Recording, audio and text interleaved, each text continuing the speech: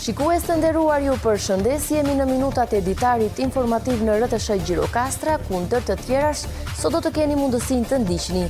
Si nxitësi i bashkëpunimit midis rajonit të Gjirokastrës dhe Spanjës në fushën e arsimit, turizmit dhe promovimit të trashëgimisë kulturore, ambasadori spanjoll në Shqipëri Alvaro Renedo Zalba vlerësohet me titullin qytetar nderi. Ky vlerësim nga Bashkia e Gjirokastër vjen në përfundim të misionit të tij diplomatik në Shqipëri, të cilin e nisi në dhjetor të vitit 2021.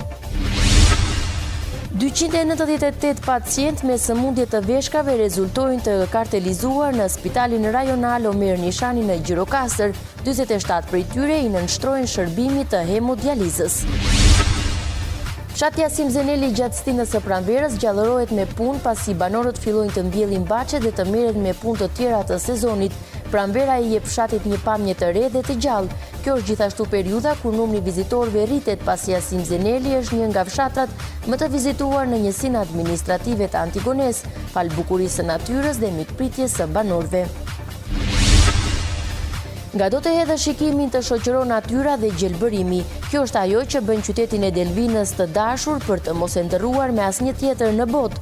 Banorët shprehen të kënaqur dhe me zhvillimin që po merr turizmi në këtë zonë, ndërkohë që kërkojnë më tepër investime.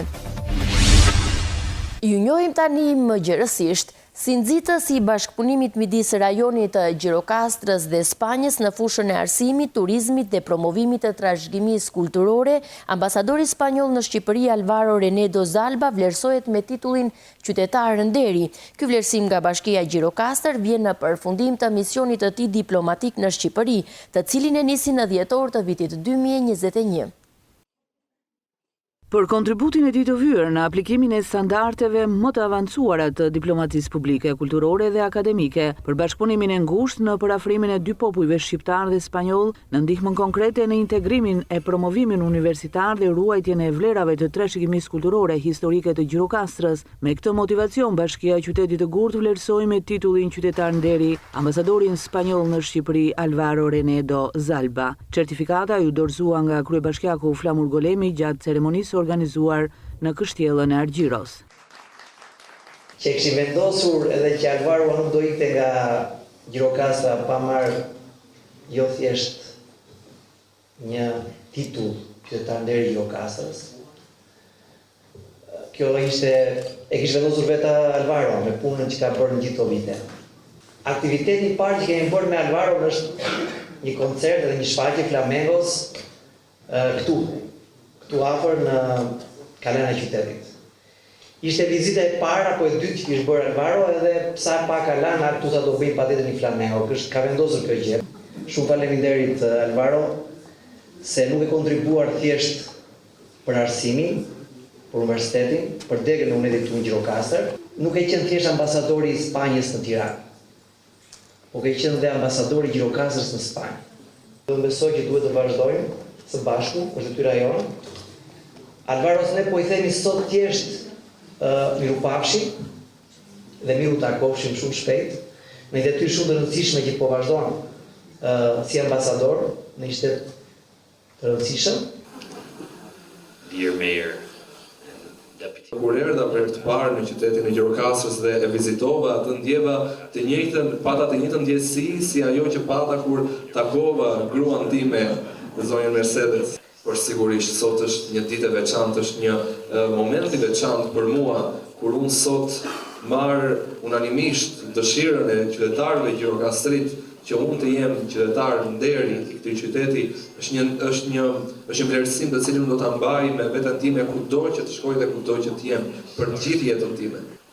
Në mendimin tim, Gjirokastra ka dy vlera të shkëlqyeshme, trashëgiminë historike dhe kulturore dhe vlerat e saj të pazëvendësueshme për gjatë shekujve.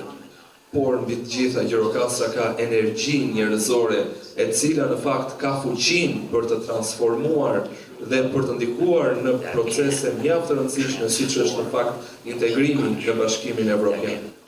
Drive forward transformative processes such as EU integration. Ceremoninë e përshëndetjes dhe prefekti i Qarkut, Gjirokastër Odise Kote, i cili u shpreh mirënjohës për përpjekjet e ambasadorit spanjoll në çeljen e kampusit të Universitetit UNED në Gjirokastër. Me sa duket e ka kuptuar atë dënën e këtij qyteti e ka kuptuar rrënjën themelore të njeriu Gjirokastri që është arsimi. Në Gjirokastër janë bërë shumë ambasador dhe njerëz të shuar, qytetarë nderi miq të Gjirokastër, saqë do duhet të themelojmë një shoqat. Dhe sigurisht që kriteri bazë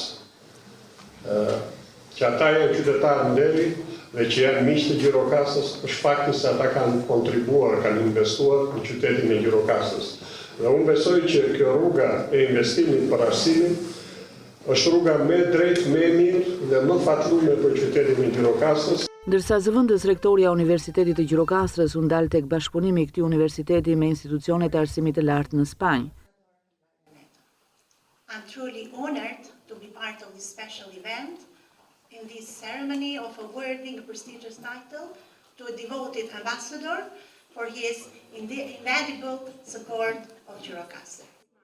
Alvaro Renedo Zalba e mori misionin e tij diplomatik në Shqipëri në dhjetor të vitit 2021 dhe ky nderim nga Bashkia Gjirokastër vjen në përfundim të këtij mandati.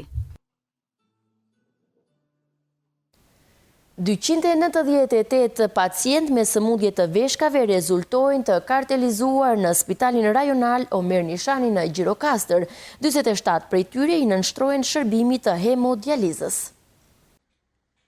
Si në mbarbotën edhe në Gjirokastër, trendi i sëmundjeve renale ka pësuar rritje. Këtë mjekja Olta Qurku e sheh edhe te numri vizitave mujore, i cili është rritur gjatë periudhës 2019-2024. Por pavarësisht kësaj, ajo që ka vjet re është se numri i pacientëve që ka nevojë për hospitalizim ka rënje.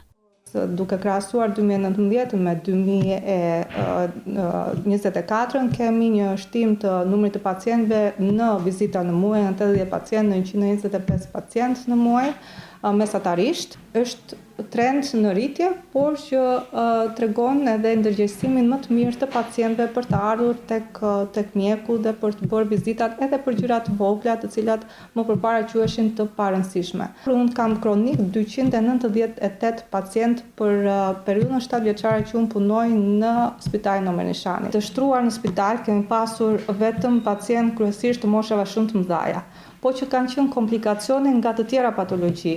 Për shembull, gjendjat virale që kanë qenë në këtë periudhë, qoftë COVID-19, qoftë virusi i influencës, i gripit, ka bërë që komplikacionet të mos jenë vetëm pulmonare, por të kenë dekompozime kardiake dhe gjitha këto të bashkë të ulin funksionin e veshës. Si shkaktar të sëmundjeve renale, Qurku rendit. Ne jemi pak zonë e cila pavarësisht kemi burime ujore të shumta, por ndoshta fortësia e tyre, përmbajtja e ujit mineral mund të shkaktojë dhe formojë ngurët. Përdorimi, sepse ne jemi popullat që përdorim shumë mishin edhe shumë kripën, që provokon edhe formimin e gurëve. Infeksionet urinare, kryesisht e gratë, sa tek meshkujt. Kemi gjithashtu edhe veshkat polikistoze dhe i kemi madje që janë veshkat me shumë qese dhe që janë të trashëguara dhe është vënë re që ka një tendencë në një zonë të caktuar, sidomos është Libohova, Nepravishta, kjo zona këtu, janë individ të cilët kanë më shumë nga këto problemet sepse kanë element trashëgimie. Ndërkohë, në Gjirokastër marrin shërbimin e dializës 47 pacientë nga zona të ndryshme të jugut, nëpërmjet marrëveshjes koncesionare që Ministria e Shëndetësisë ka nënshkruar me një spital privat. Në fund të këtij ditari informativ lajmesh do të ndiqni një intervistë realizuar me mjeken Olta Qurku mbi sëmundjet renale. Ne do të vijojmë ndërkohë me të tjera informacione. Fshati Asim Zeneli gjatë stinës së pranverës gjallërohet me punë pasi banorët fillojnë të mbjellin baçe dhe të merren me punët të tjera të sezonit. Pranvera i jep fshatit një pamje të re dhe të gjallë. Kjo është gjithashtu periudha kur numri vizitorëve rritet pasi Asim Zeneli është një nga fshatrat më të vizituar në njësinë administrative Antigone. Fshati Asim Zeneli, i njohur për bukurinë dhe traditat e tij, gjallërohet gjatë stinës së pranverës. Banorët e tij mezi presin këtë periudhë të vitit, pasi është koha kur natyra fillon të lulëzojë dhe puna në fshat me ritme të tjera. Pas një dimri të gjatë ata fillojnë të mbjellin baçet dhe merren me punë të tjera që janë thelbësore për jetesën e tyre. Pranvera është një moment i veçantë që i jep fshatit një panoramë të re dhe e mbush atë me ngjyra dhe jetë. Po, si vjet na ka gjetur shumë mirë, se s'na ka rarashi, asisht na ka gjetur mirë fare. Edhe pemët janë mirë, gjitha fshati mrekullueshëm. Çfarë punësh bëni tani? Tash një me baqera. Ja milën patate qep, spinaqre, lakrat, që janë këto të kohës. Ashtin. Unë kaloj 6 muaj në Amerikë, dimrit, behajnë vi këtu në shtëpi. Nga që i ndjem më mirë këtu. E çfarë merresh tani? Tashti po mirë qepët e njoma.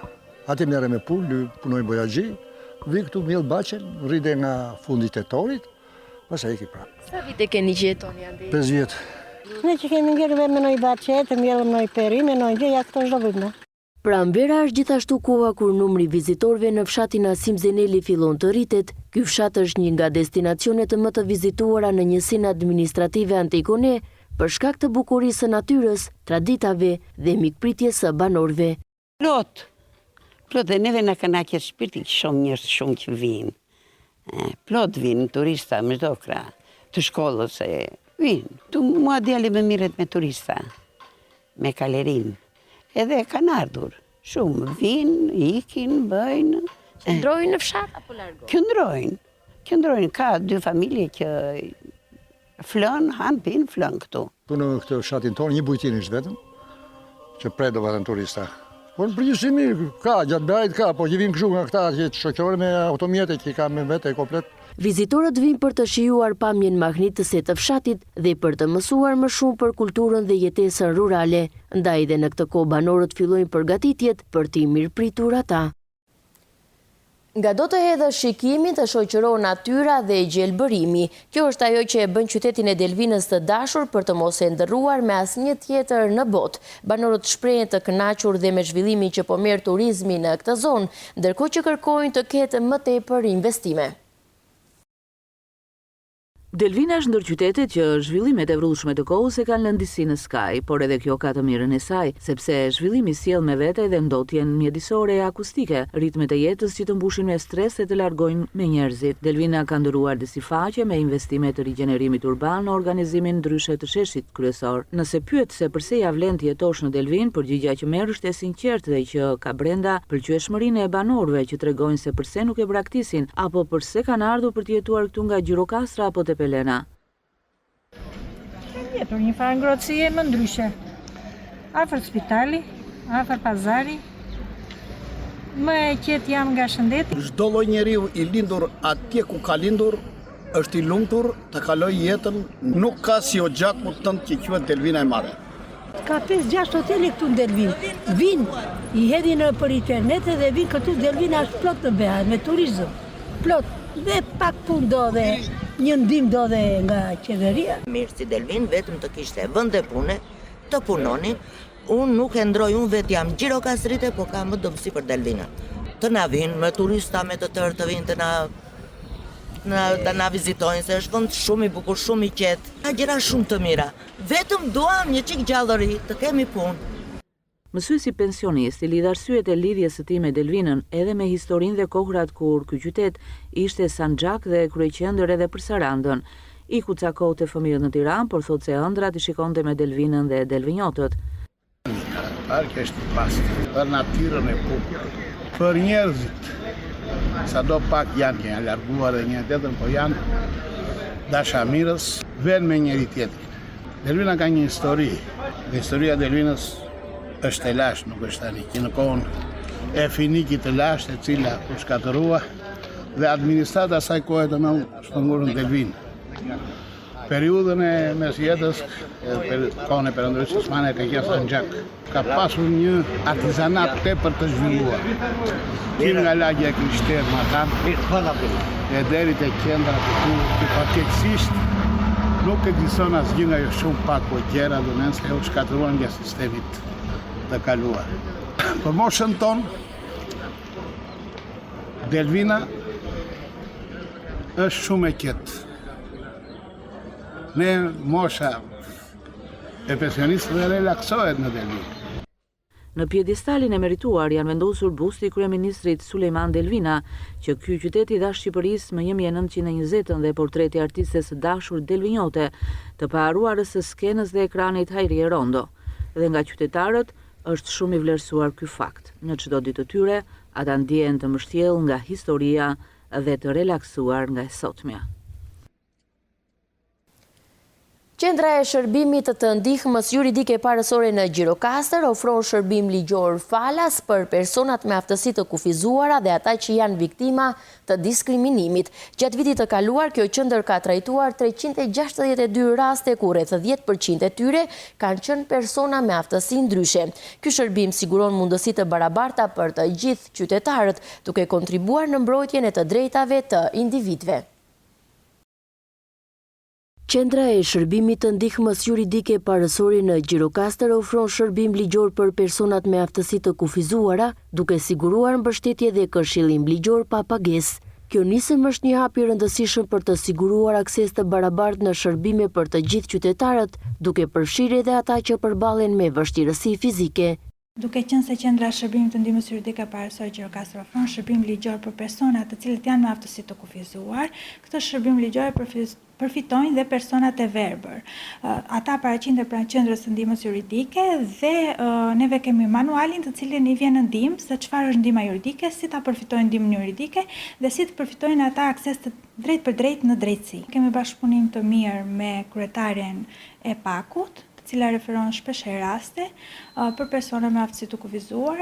Kërkesat e tyre kanë qenë të ndryshme, më së shumti kanë qenë për KMCAP-n, për kempin, por edhe për çështjet e pronësisë. Një shërbim tjetër i rëndësishëm që ofron qendra e shërbimit të ndihmës juridike parësore është mbështetja për personat që janë viktima të diskriminimit. Të gjithë ata që përjetojnë diskriminim mund të drejtohen pranë qendrës për të përfituar ndihmë ligjore falas.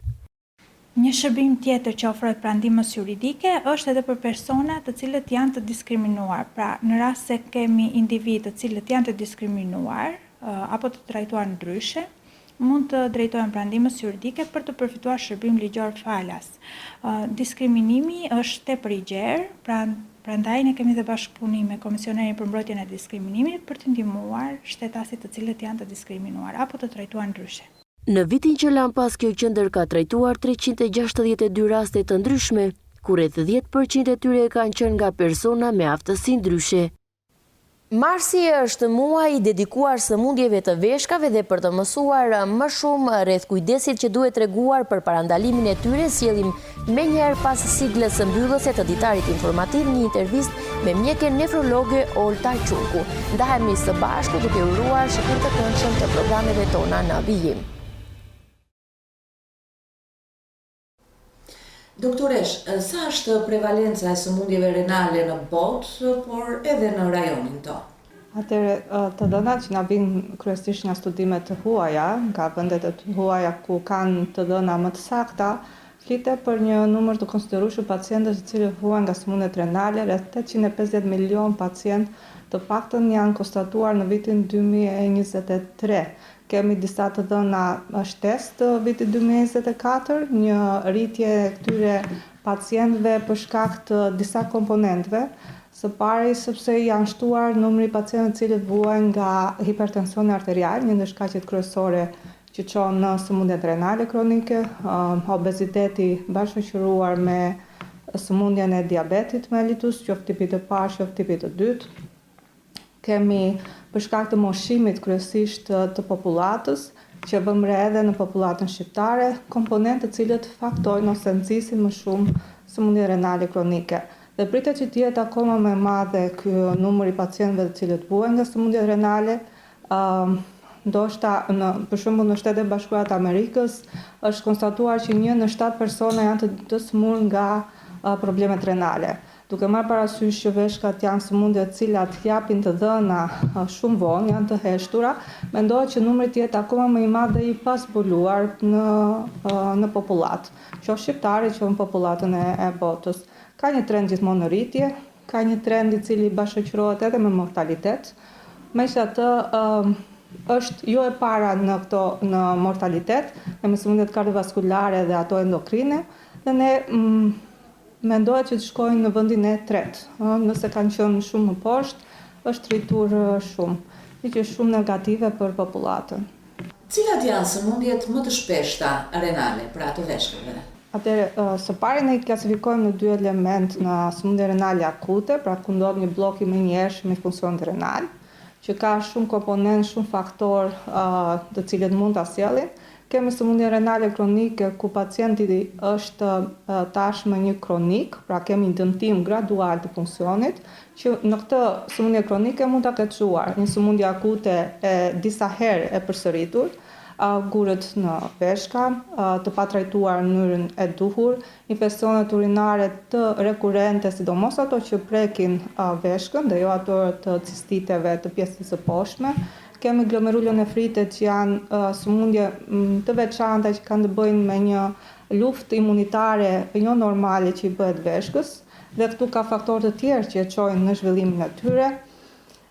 Janë sëmundje të cilat i përmendëm pak më parë që janë sëmundje të tjera, siç është hipertensioni, sëmundja kardiake kronike, kemi sëmundjen e diabetit mellitus, por edhe sëmundjet që kanë të bëjnë me hepatitet që shoqërohen me probleme renale. Pra ka një gamë shumë të gjerë të problemeve renale, të cilat janë me shfaqje të niveleve të ndryshme, pra më së shumti janë patologji që kanë të bëjnë me hipertension dhe diabetin dhe sëmundjet kardiake, pastaj vinë infeksionet urinare, kalkulat renale, gurët në veshka dhe më pak janë glomerulonefritet.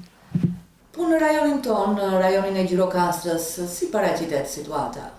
Unë them që trendi i sëmundjeve është edhe këtu në rritje. Nuk kemi një ndryshim midis vendeve të tjera, zonës së Ballkanit apo të botës, sepse mendoj që edhe ne jemi pjesë e sistemit të Evropës. Pra jemi qytetarë të botës, qytetarë të Evropës. Dhe të njëjtat sëmundje të cilat paraqiten në këto popullata jemi edhe në rajonin tonë. Kemi një trend në rritje, për fat keq, të këtyre sëmundje renale, por ajo që unë shoh pozitive është sepse pacientët janë më të ndërgjegjësuar për t'i kapur sëmundjen në fazat e para. Vinë më shpesh për bërë vizita, për shembull kemi parë një diferencë në shtimin e theksuar të vizitave nga viti 2019, që e ka marrë si vitin ku unë jam plotësisht në punë në Spitalin e Gjirokastrës, me vitin 2024, një rritje e konsiderueshme thjesht e vizitave. Ndërkohë, të shtrimeve në Spitalin e Gjirokastrës kemi një shtrim disi më të reduktuar në kuptimin që pacientët janë më të ndërgjegjësuar, nuk vinë në ato stadet e fundit në të menjëhershme që kanë kërkuar hospitalizim urgjent, por janë pacientët që vinë kontrollohen në poliklinik. Duke patur një kontroll më të mirë, nuk ka avancime të palogaritura, të ardhura në fazat të fundit, mjekimin shumë i mirë, ekzamenimet të cilat janë shtuar së fundmi në Spitalin Omer Nishani, na kanë ndihmuar ne që të kemi diagnostikim të hershëm. Pavarësisht disa prej trajtimeve të sëmundjeve nuk mund të ofrohen në spitalin tonë, sepse ashtu është struktura, por ama ne arrim t'i kapim në momentin e parë, sidomos glomerulonefrite që janë shumë të heshtura, dhe t'i paraqesim pastaj këta pacient në struktura terciare, siç është Spitali i Nën Terezës, ku marrin trajtimin dhe më pas bëhet ndjekja tek ne. Pra nëse kemi një ulje të shtrimeve është pozitive, ama kemi një ardhje më të shpesh tek ne, vizita më të shumta dhe rrjedhimisht diagnostikim më të mirë dhe më të shpeshtë. Është të rritur numri i pacientëve, por këtu kemi faktori që ne përmendëm sërish. Është rritur numri i pacientëve me hipertension, është rritur numri i pacientëve të cilët vuan nga diabeti, është moshuar popullata, nuk kemi më popullatën e re edhe aktive, por kryesisht pacientë janë të moshës mbi 75 vjeç. Më së fundi të shtruar në spital kemi pasur vetëm pacient kryesisht të moshave shumë të mëdha, po që kanë qenë komplikacione nga të tjera patologji. Për shembull, gjendjat virale që kanë qenë në këtë periudhë, qoftë COVID-19, qoftë virusi i influencës, i gripit, ka bërë që komplikacionet të mos jenë vetëm pulmonare, por të kenë dekompozime kardiake dhe gjitha këto të bashkë të ulin funksionin e veshkës, sepse nuk lejon perfuzionimin e saktë të veshkës. Veshka ka dy element, mund të themi, negative për vetveten. E para nuk e tregon veten që është e smur, dhe ka nevojë për vlerësime dhe kujdes në ekzaminime. E dyta, sakrifikon veten për të tjerët. Pra, në momentin kur kemi një gjendje destabilizim të gjendjes së pacientit, çfarë bën ajo? Ul perfuzionimin. Pra, vendos që vetë të mos punoj, që gjaku të kaloj tek veshka dhe tek zemra edhe tek truri. Kështu që ka një ulje të funksionimit, vuan më shpejt, dëmtohet më shpejt. Ama me pak kujdes për këto sëmundje të tjera, gjithçka shkon dhe rikuperohet, sikundërse edhe veshkat. Që shumë kujdes, unë do të rekomandoja për popullatën, që do ta flasim pak më vonë, popullatën e moshuar, sidomos nga gjendjet virusale.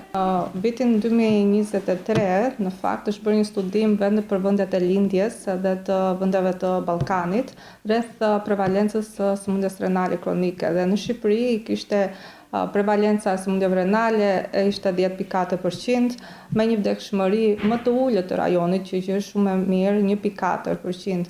Kjo tregon se ne jemi më të vëmendshëm për sëmundjet renale, pavarësisht trendit që kemi në rritje sikundërse vendet e tjera. Pavarësisht faktit që ne kemi një shpenzim për buxhet, pra buxhet për shëndetësinë shumë më të ulët se rajoni, rreth 5.2% të GDP-s, ama kemi një trajtim të mirë të pacientëve.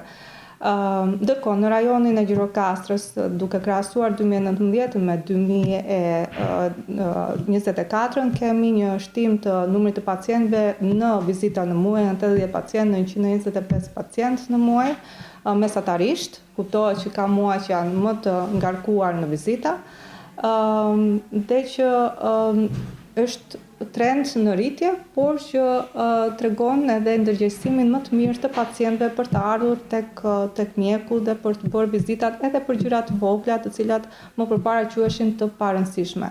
Sidomos futja e kontrollit bazë vjetor, që është check-upi, bashkëpunimi veçanërisht me mjekun e familjes, i cili tashmë është më i ndërgjegjshëm se disa gjëra të vogla që mund t'i kapi check-upi ka nevojë për të konsultuar me mjekun specialist, ka bërë që ky numër i vizitave, por edhe i konstatimeve të sëmundjeve renale të jetë në kohën e duhur. Unë kam kronik 298 pacientë për periudhën 7 vjeçare që unë punoj në Spitalin Omer Nishani.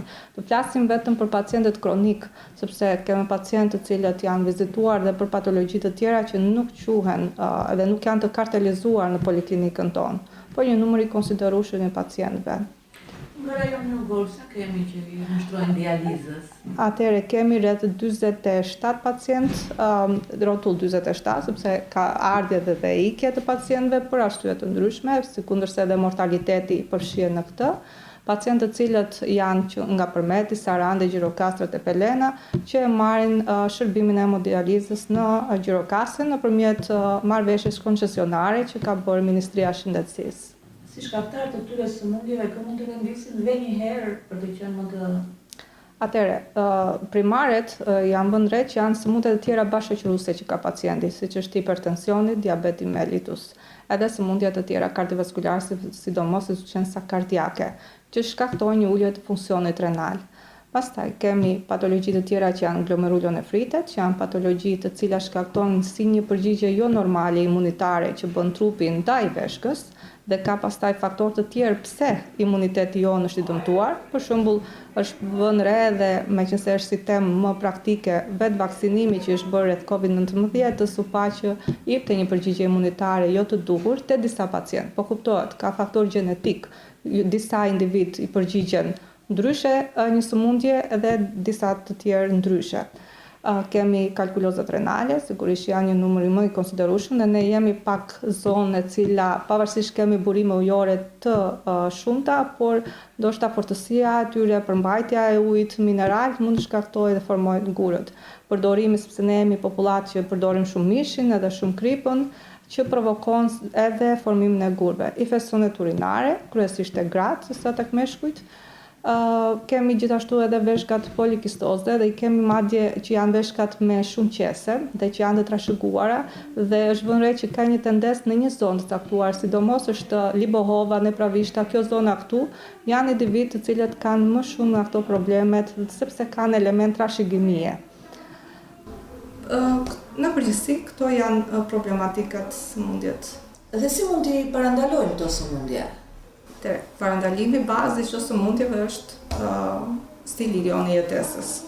A të bëjmë me qenit aktiv, të paktën gjysmore lëvizje, ecje, sepse ka pacientë të cilët kanë sëmundje të tjera të cilat nuk lejojnë aktivitetin e fortë fizik.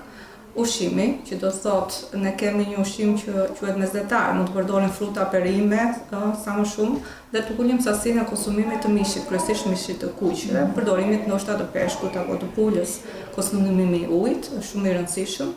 1.5 litra të paktën në 24 orë. Ka dhe disa raste në cilët rekomandohet më shumë, por janë të veçantë, pacientët cilët janë tashmë të diagnostikuar me disa lloj sëmundjesh renale. Evidentimi në mënyrë të hershme, që do thot ekzaminime të paktën një herë në vit, do të ishte e mjaftueshme një analizë urine dhe një check-up, një kontroll bazë i gjaput. Ato janë elementet e fillimit, baza. Pastaj mjeku specialist kupton çfarë duhet ne të ndërhyjmë, çfarë ekzaminime shtesë duhet të bëjmë dhe disa prej sëmundjeve renale, nëse ne i kapim shpejt, ato janë plotësisht të trajtueshme. Ama nëse kalon atë fazën në cilën është kronike, ndryshimet janë të parikthyer e veshka, ka një element negativ që nuk e rikuperon dot veten ashtu siç ishte, por e shndron në struktura të tjera të cilat nuk e bëjnë më funksionin. Ndryshe nga lëkura, që rikuperon në mënyrë të plotë, nuk ndodhe njëjta gjë tek veshka. Ndaj është shumë e rëndësishme parandalimi. Dhe cila është tematika e fushatës ndërgjegjësuese për këtë vit? Këtë viti po ta marrë shumë e thjesht në kuptimin e fjalive që përdoret, por është baza e gjithçka që kemi folur deri tani, që evidenton shpejt edhe parandalo sëmundjen, vetëm kaq dhe veshka do të jetë e shëndosh më pas. Pra gjithë imazhi ka të bëjë vetëm parandalo gje shpejt sëmundjen. Që ta gjesh shpejt sëmundjen duhet të konsultohesh gjithmonë me mjekët, qoftë mjekun e familjes, me mjeku specialist dhe bërjen e saj kontrollit bazë, kudo që pacienti dëshiron. Ky është gjithë thelbi i këtij viti e çuditshme, gjithmonë ka pasur një temë më specifike, ndërsa këtë vit duke parë trendin e madh të zhvillimit të sëmundjeve renale kronike, shumë prej të cilave nuk arrin të diagnostikohen, neglizhencë nga të dyja palët, ndoshta mjek, individ që është i smur, ka bërë që të fokusohen vetëm në këtë pjesë, parandalim që shpejt sëmundjen.